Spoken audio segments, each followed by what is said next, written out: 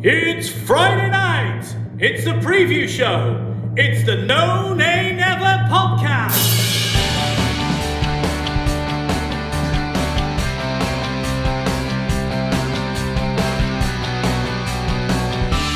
Hello and welcome to the preview show brought to you by the No Nay Never podcast.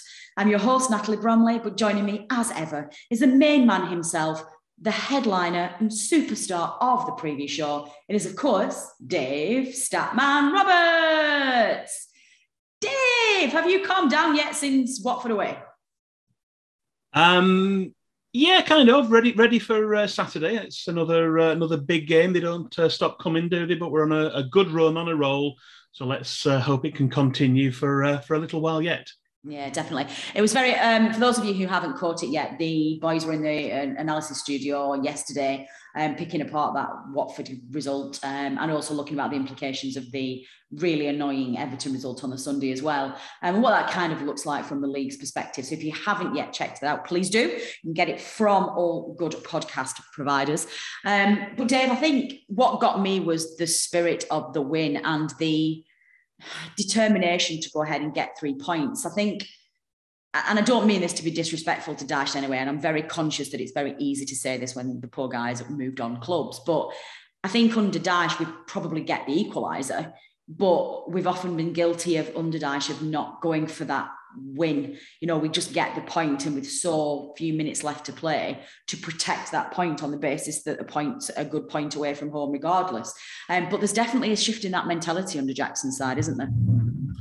There is, yeah, there definitely has been, and that has paid dividends so far. Well, it's all to play for then still, Clarets, and we will be looking ahead at the next important fixture in a moment. But before we do that, we of course have a quiz question that we need to give our listeners an answer to. Now, before we previewed that Watford game, we asked you, Chris Wood, with 49 goals, is still Burnley's top scorer in the Clarets Premier League games, but 3 opposition players have scored 8 goals each against Burnley in these matches. Can you name all 3? This was quite a tough question, I thought, Dave. Can you please tell our listeners what the answer was, please, and let us know if anybody has given you a right answer? Yeah, well, the top 3 scorers against Burnley in those 300 Premier League games to date are Harry Kane with 8, Pierre-Emerick Aubameyang also with 8, and Riyad Mahrez. All 3 of them have scored 8 goals against Burnley in those matches. If you're interested, going down the list, we had Jamie Vardy and Sergio Aguero with 6 each. We had Roberto Firmino and Sadio Mane, along with Ben Mee own goal with 5. And then the ones with 4, there are 7 of them: Alexis Sanchez, Callum Wilson, Charlie Austin, Christian Pulisic, Mikhail Antonio, Robbie Keane, and Romelu Lukaku. Good stuff. Any correct answers, please? 1 or 2 get in either 1 or 2, but nobody with all 3. So we didn't get a full set from anyone. So I've stumped our listeners again. Always, Dave, always. Well, listeners, do not fret, because you don't have to wait very much longer for a new shot at a quiz question. You just need to hang around to the end of the show. Dave will be setting us this week's quiz question right at the end. Premier League head-to-head. Okay, Dave. Well, we have a job to do. We have a Premier League fixture that we need to preview for our listeners, please. It is, of course, Aston Villa at home, Saturday the 7th of May. So 3 p.m. kickoff, not broadcast anywhere live on TV in the UK. Why don't you set off with the history of this fixture, please, starting with Premier League meetings?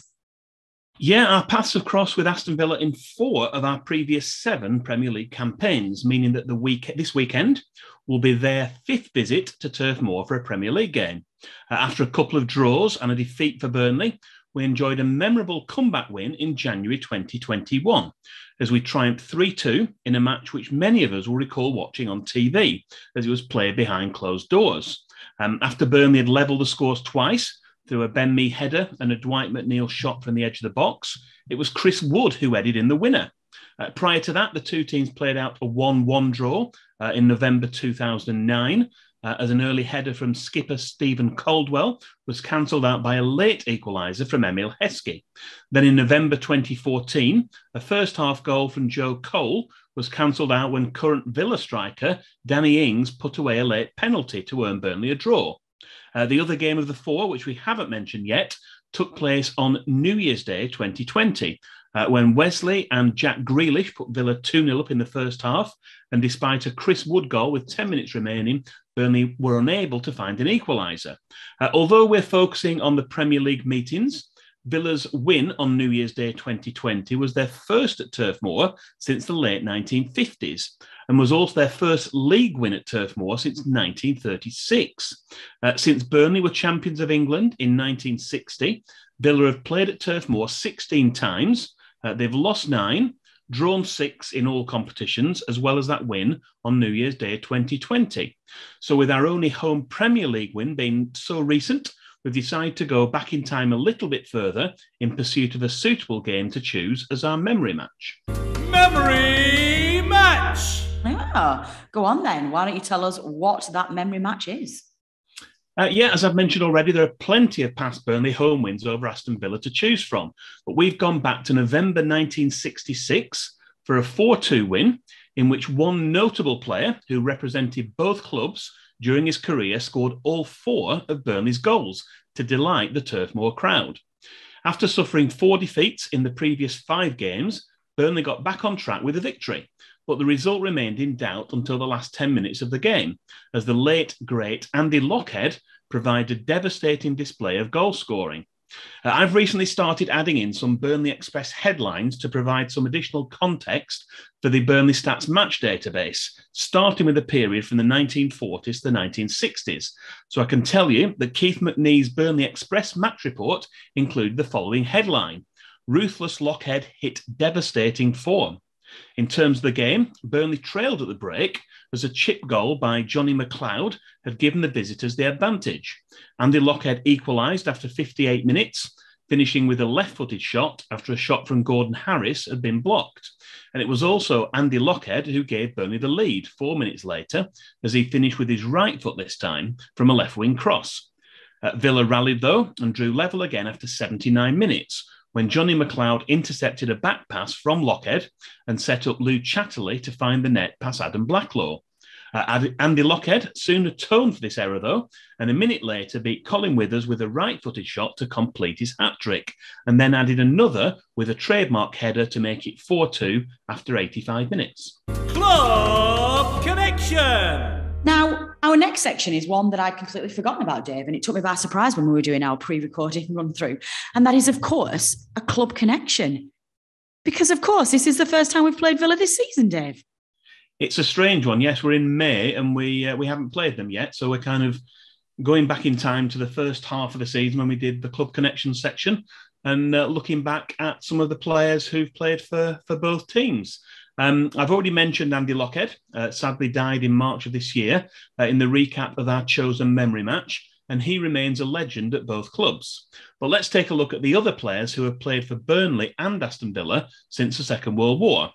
In addition to Andy Lochhead, there's also been Doug Winton, Tony Morley, Terry Donovan, Adrian Heath, Gordon Cowans, Gareth Farrelly, Gary Cahill, Pete Whittingham, Eric Jemba, Joey Johnson, Gabor Kirai, Nathan Delfonso, Tom Heaton, Peter Crouch and Danny Drinkwater. And in addition to those 16 players, there are also 3 who are currently on Burnley's books. That's Ashley Westwood, Phil Bardsley and Matt Lowton, as well as current Villa striker Danny Ings, who spent time at Liverpool and Southampton after leading Burnley before a move to Villa Park at the start of this season. Interesting stuff. Some good names on there. It's been quite a strong connection between the two clubs, hasn't there, over the years?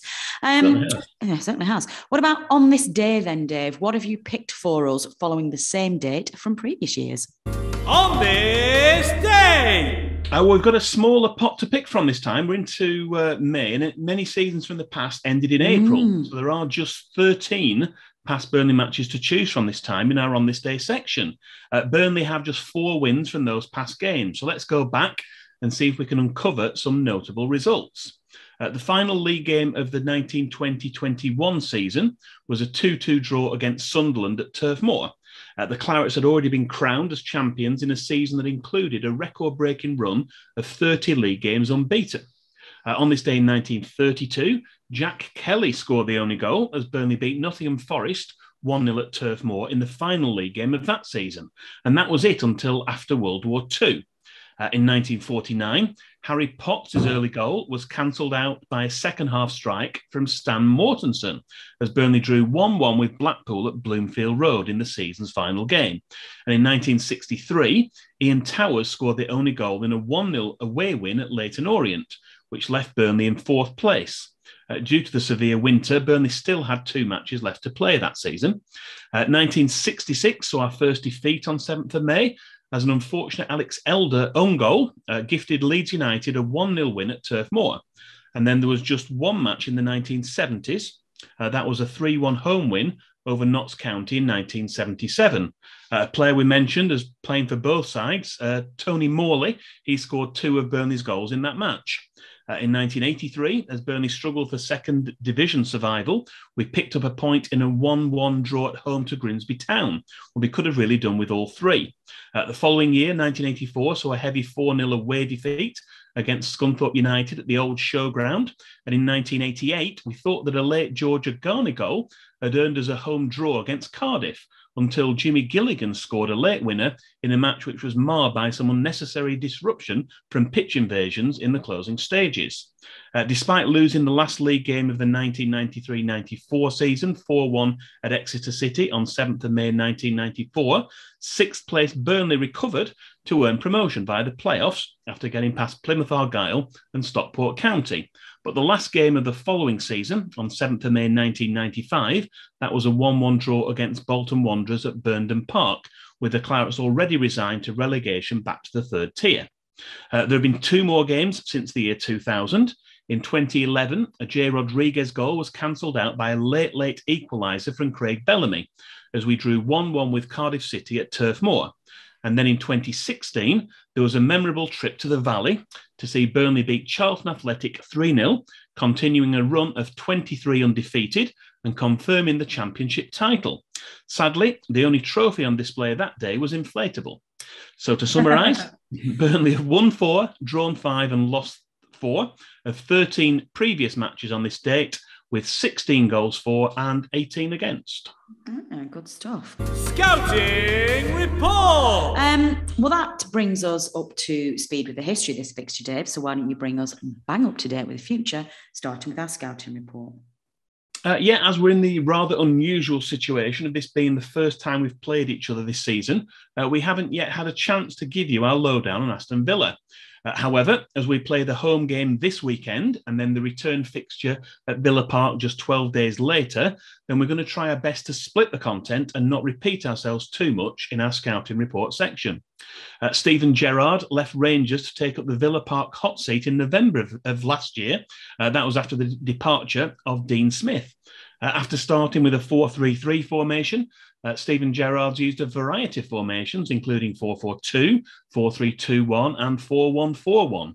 The one constant has been a back 4.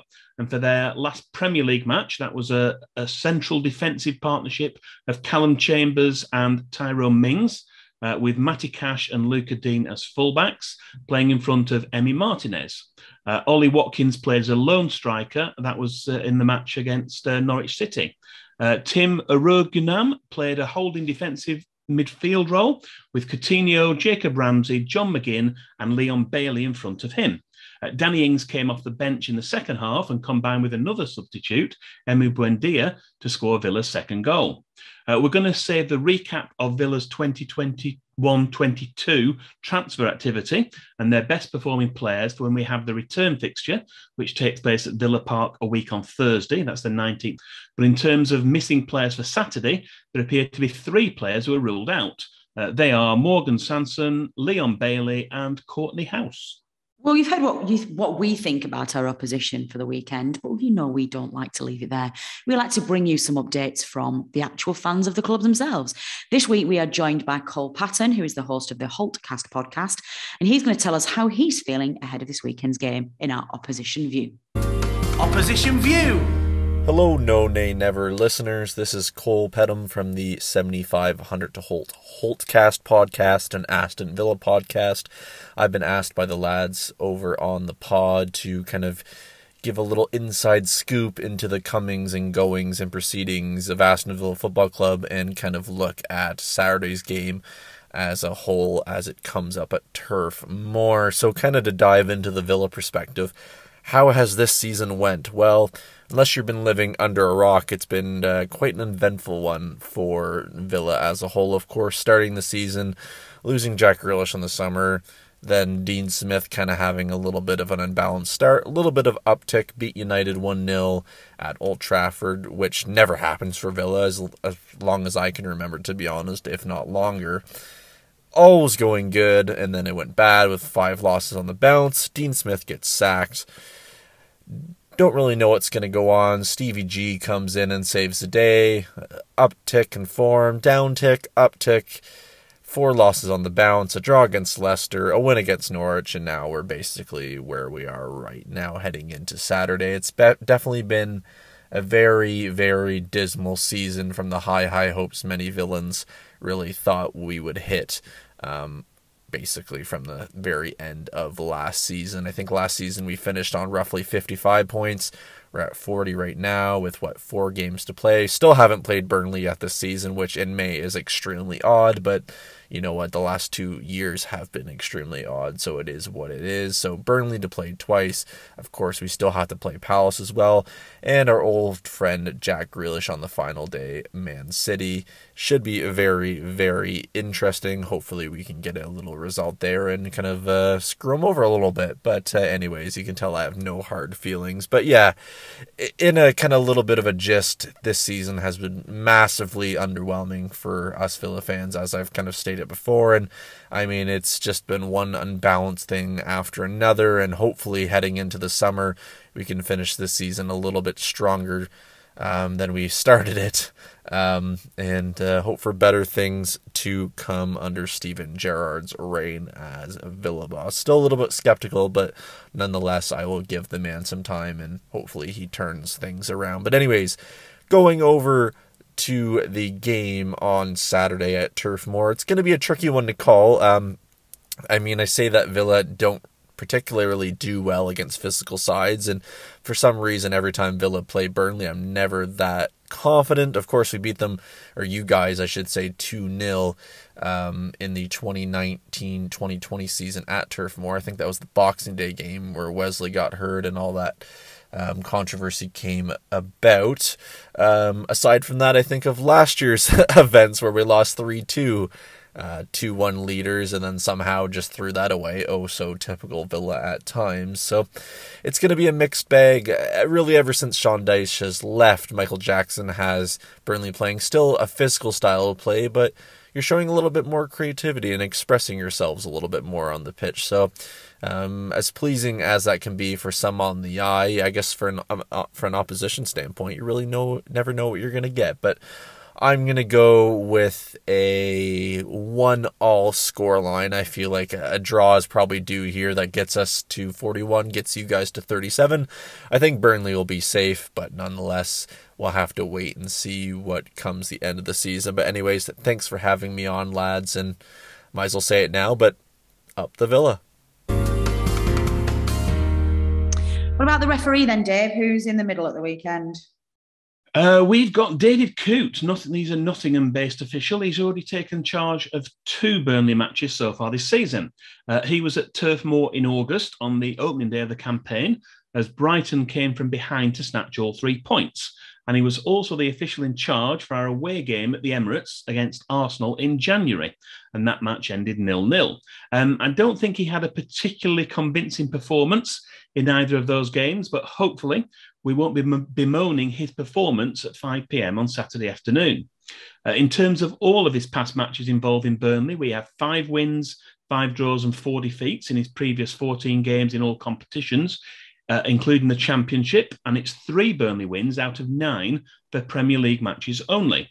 He's yet to show a red card to any player in those 14 previous Burnley games, but you may recall that just under 12 months ago, he failed to send off Fulham goalkeeper Alphonse Areola for a blatant handball outside his box, which denied Mate Vidra a goal-scoring opportunity. Thankfully, on that occasion, it didn't affect the result, and Burnley still went on to win that vital away game at Craven Cottage. Finally, for this section, Paul Tierney. He'll be the video assistant referee on Saturday afternoon. I know you don't want to leave it there, Dave, because you like to spoil our listeners. So why don't you dive deep into those pockets of yours and let our listeners have your miscellaneous stat of the week. Statman Dave's Stat of the Week. This week's stat relates to a Burnley player, relates to Jack Cork. He's never been prolific in front of goal, and his equaliser at Watford was the first time he'd found the net since he scored against Liverpool at Turf Moor way back in December 2018. Jack Cork has now scored 11 goals for Burnley, going right back to his time on loan from Chelsea more than a decade ago. Remarkably, 9 of those 11 goals, including his vital equaliser at Watford last Saturday, have been headers. The only goals he scored for Burnley with his feet were the extra-time winner over Istanbul Başakşehir in the Europa League qualifier in August 2018, and that goal he scored against Liverpool in the Premier League a few months later. Hopefully, he won't leave it quite so long to find the net again. Oh, fingers crossed. It makes a change that is actually being played. I think that probably makes a difference, doesn't it? So how are you feeling ahead of this weekend, Dave? It must feel much more comfortable knowing that we are out of the relegation zone. And actually, for the first time in a long time, it's completely in our own hands now with survival this season. I don't feel comfortable. I think the position we're in, you know that you're playing a game and you can only control what you're doing, and you've got other teams who are playing that weekend as well. And you know that if you slip up, there's always a chance that the other teams can get wins. So I'll be happy, I think, if we can go into the last game of the season and we don't have to get a result. That'll be the ultimate situation to be in. We've got a long way to go before then. We've got 3 vital games, 2 against Aston Villa, home and away, and obviously the game against Spurs. And we need to get some points from those games. If we can get 4, 6, or even better than that in terms of points, then that's going to get us up there. And the fact that we're in there with 2 other teams and not just one, that makes a difference now. I think when it was just us and Everton, now Leeds have been drawn into it. It does spread the risk a little bit from that perspective. So I think that definitely helps Burnley. The Leeds thing's critical, Dave, because we now no longer need to really be that bothered about what Everton do, because all we need to do now is better Leeds, or either match or equal, better, because we've got a much better goal difference. Yeah, all we need to do is equal Leeds results this season, and we're safe. Yes. They go down. So actually, we no longer, Everton could win all remaining 5 of their games for all we care. It doesn't, that's not going to affect us. Whereas before, it was just a 2-horse race, and it was just us and Everton, and we were having to rely on them to maintain this terrible form that we're in. And it's very difficult when they've had an awful season, and they've very much deserved to be in the relegation zone. But they do have still got some class in that side. They've got some talent that can turn a game around. We saw it at the weekend. But so to me, I don't think people have fully comprehended just how important it is that we've dragged Leeds into this. Turning to the weekend's game, then obviously out of all of these fixtures that we've got, Aston Villa at home is the absolute dream one. It's the one that we want. Mike Jackson's still in charge. We expect the lineup to probably be the same. I mean, you must be feeling confident that we're going to get a decent result at the weekend. I can't see us losing, Dave, at all. All 3 results are possible, and Burnley do tend to put us through the grinder. We don't always get the results we expect. But yeah, based on the previous performances and the results we've got, we're going in with some momentum. You look at the table as well in terms of the form table. We've had 13 points from our last 6 games. That obviously includes the last 2 with Sean Dyche in charge. We're level on points with Spurs, and there's only Man City and Liverpool with more points. Aston Villa, meanwhile, they picked up just 4 points from their last 6 games. There's only Watford, who've got 3 points, who have fewer. So certainly in terms of form going into the game, it's definitely in Burnley's favour, but we need to be very careful. We need to make sure that we can, as I say, build on that momentum and get a positive result on Saturday. Yeah. What's the injury situation then ahead of that game, Dave? We think, Jay Rodriguez, it was an odd one, wasn't he? He was named in the team and then he had a tight hamstring literally not just before kickoff. I think he was quite surprised when it came out and it was Mate Vidra instead of him on the pitch. So he's a doubt, I guess, still. He's not maybe 50-50. Maxwell Cornet still a doubt. Ben Mee's back out on the grass training, but I guess it's going to be probably too early for him. Yeah. Eric Peters is definitely going to be involved by the sounds of it. He's been back on the grass and trained all week. Other longer-term injuries we know about, Ashley Westwood's had his ankle operation, so he's going to be out of action for a while. And as we know, Johan Berg-Gudmundsson is made of glass, so that's kind of the that's the injury situation. It's very sassy for you, Dave. I like it. Go on then, give me a prediction. You threw me then with the JBG comment. What's your prediction then for the game, Dave? I'm going to go for a win, but I don't think it'll be easy. I think it's going to be a 2-1 win. Doesn't matter. The Wolves win wasn't easy. 2-1 win. Who's going to score? I think we're going to get a Tarky header. Ooh, is that the new? And we're going to get Dwight's going to get a goal. Dwight's due. I'd love Dwight to get a goal. I think he's had just the roughest of seasons. He's had a manager he clearly wasn't getting along with, and there was some friction there. He's fell out with the fans halfway through the season. The fans really got in his case and gave him a hard time. And he's under a new manager, thriving a little bit. And gosh, I'd really love him to get a goal. That would be ace. I'm also going to predict a win, Dave, which will not surprise you at all. I'm going to say we're going to win 2-0. I think we're going to keep a clean sheet. I'm going to go for a vouch from something like a corner, but like a kick or something like that. And I'm gonna go for. I'm gonna say Dwight as well. Listeners, you know the drill by now. Please, we want your predictions ahead of the weekend's game. Can you please tell us the scoreline, who scored, presuming that you're not picking a 0-0, and how they scored, please. You can tweet us at None and Ever. You can leave a comment on our Facebook page, or you can email us at podcast. No, that's not the one. Preview show at noneanever.net. Fantasy Premier League update. Dave, section 2 of the preview show. We're actually going to be able to give you an FPL update this week, aren't we? We are, yes. We weren't able to last time, although we had a very packed show, didn't we, with Ian Dennis on for the last preview show we did, so it didn't work out too badly from that point of view. But yes, we can bring our listeners and our FPL managers back up to date with the latest league table. If you would like me to go ahead and give the update. Yeah, please, go. Okay, so once again, I have a top 10 countdown, which I promised I would do when we're able to between now and the end of the season. So let's find out who's still in with a chance of emulating last season's winner. That was Sean Danaher. We have got in 10th place, Chris Stanworth. Chris Horner's in 9th. Our own Adam Dennett is in 8th place. Will Cooper in 7th. Luke Lambert is in 6th. Callum Davis is a climber up to 5th. We've got lots of familiar names here, been up the top of the table for quite a while. Dec Clark in 4th place. Ursay in 3rd. Jacob Sathwell in 2nd, but leading the way, I think it's a non-mover because we've had 2 weeks in between. We've got Tall Paul is our leader with 2,334 points, a lead of 30 at the top. There are some familiar names in there. There's a lot of familiar names that we've known through social media for a long time. And obviously, I've mentioned this before. Tall Paul is somebody I know on a personal level, so I'm excited for him. But how can we not be supporting our very own Adam Dennett from the Analysis Show? I'm conflicted here, Dave. I'm very conflicted. I don't remember seeing my name in the top 10. Have you just outside? I think. Yeah. Okay, just out, like 10th and a half. Okay. Well done to. What's it? I was going to say we've skipped a bit. April's Manager of the Month.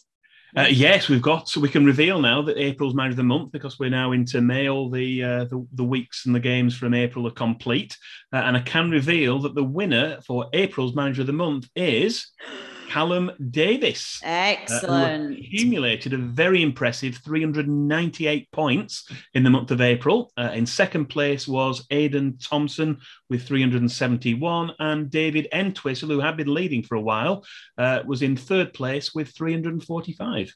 Excellent. Well done, Callum. Do remember to get in touch with us, please, because we've got to send you your prize for the April Manager of the Month, which is, of course, a None and Ever sticker. Very great. Get in touch, please.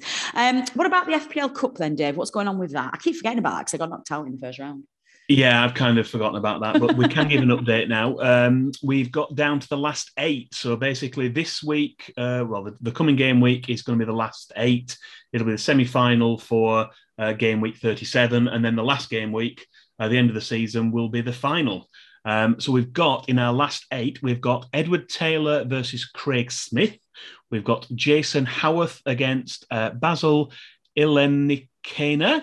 We've got Aidan Thompson against Kieran Knott, and we've got Callum Davis against Lee Banks. So that's our final 8. And that's surprisingly that those names, there's 1 or 2 in there in the top 10, but there are other names from outside. So the cup competition does give an element of differentiation and allows other players to progress. So it's good. It adds to the interest, certainly for those who were left in.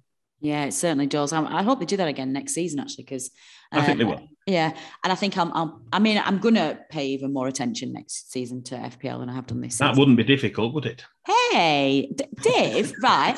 I finished way higher up the table this season than I did last season. Like, I've improved this year quite a lot. You had Mo Salah in your team when he was still at AFCON. I did. But then you kindly reminded me that I was supposed to change my team. Look, that was a blip in the season. Okay, I'm still finishing higher this season than I did last season. It's an improvement. So next season, I'm going to finish higher than you. Okay, well, I've lost my place now on the script. Where are we? Oh, team of the week. Where's the latest team of the week, please, Dave?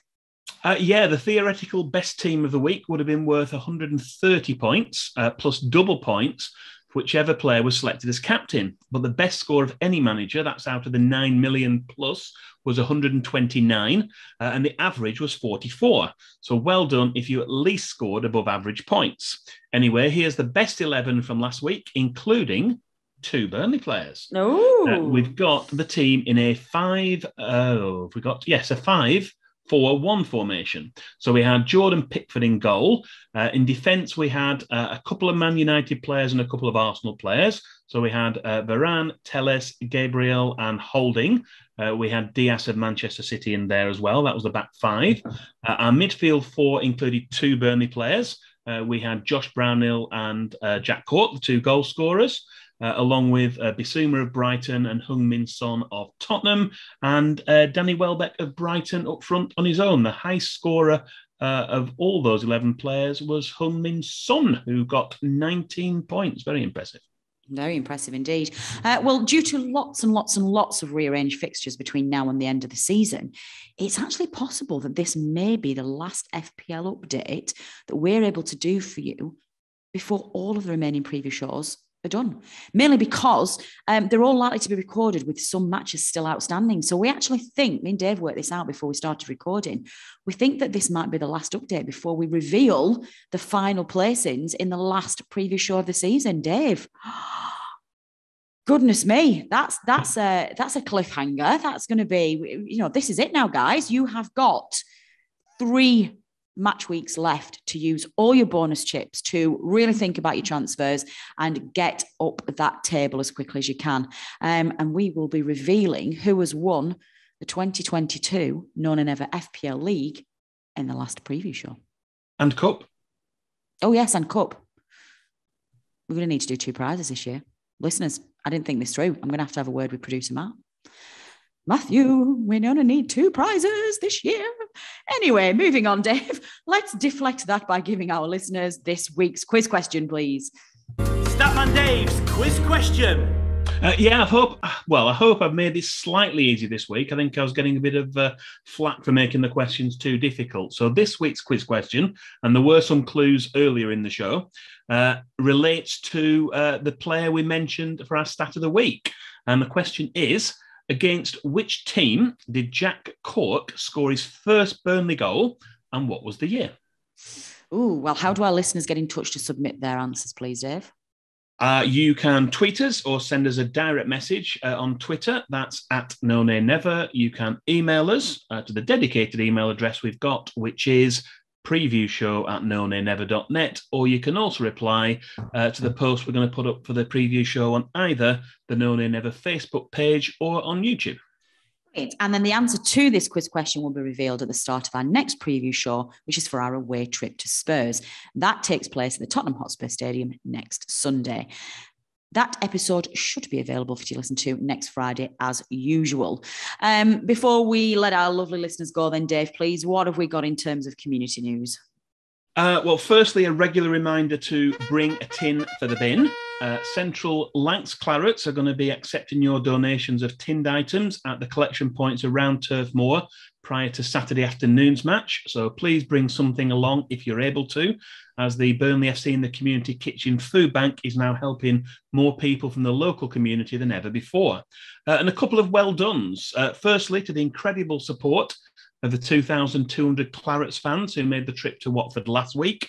Your voices were heard loud and clear, and I think we even had a little clip in the analysis show, didn't we? We did. And with away wins being quite a rarity this season, it must have been wonderful to be there in person to see those 2 late goals, which result in another vital 3 points. And also thanks to around 200 people who attended the fundraising anniversary dinner at Turf Moor last Saturday.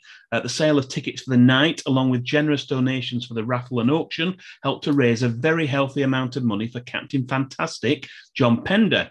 It was great to see the 1991-92 4th Division champions return to Turf Moor, and the reception given to all the players, and especially to John Pender himself, was not only vociferous, but very moving too. I can definitely recommend that you go along to the next Burnley Former Players event, whenever that might be. It's yet to be arranged, but I'm sure there'll be ones coming up in the future.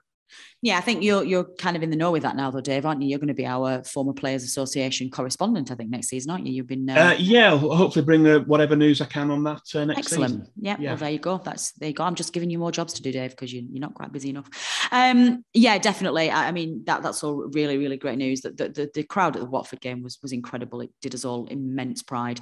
I think we had most of Team None and Ever was there, and yeah, I genuinely thought we were going to lose George at some point.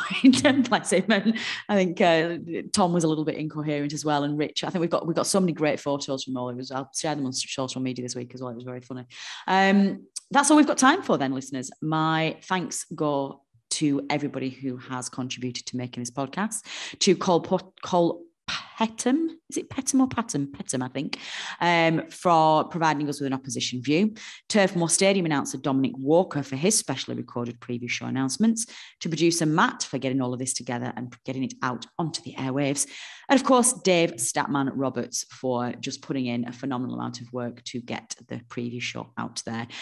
Last but by no means least, you, the listeners, for downloading and listening to this episode. Your support is very much appreciated, and we would not be here without you.